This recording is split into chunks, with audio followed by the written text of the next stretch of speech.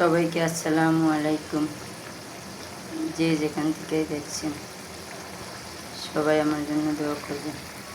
আজকে রান্না করতেছি আমি ডিম দিয়ে ডাল দিয়ে,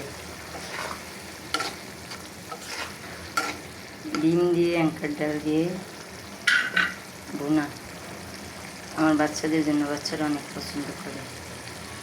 কীভাবে রান্না করলাম দেখুন। এখানে আমি ডাল কষাইতেছি, কষানোর পরে আমি দিয়ে দিব ডিম, সিদ্ধ করা ডিম। আমি ডিমগুলো সিদ্ধ করে রেখেছি, আমার বাচ্চারা এভাবে অনেক পছন্দ করে। আমার কষানো শেষ, আমি আগে ডালগুলো সিদ্ধ করে রেখেছি। এখন আমি দিয়ে দেব ডিম।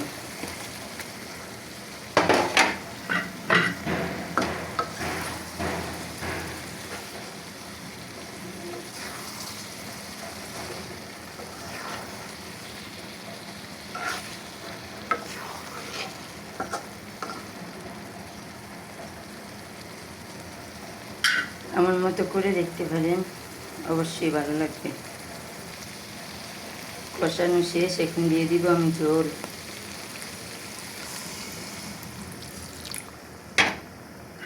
পরিমাণ মতো ঝোল দিয়ে দিবেন।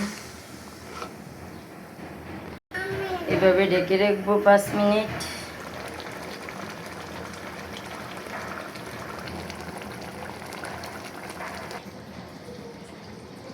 দিয়ে দিলাম ধনিয়া পাতা। আমার কথা শুনে কেউ হাসবেন না, প্রথম তো এই জন্য একটু আনইজি ফিল করতেছি। ইনশাল্লাহ আস্তে আস্তে সব ঠিক হয়ে যাবে।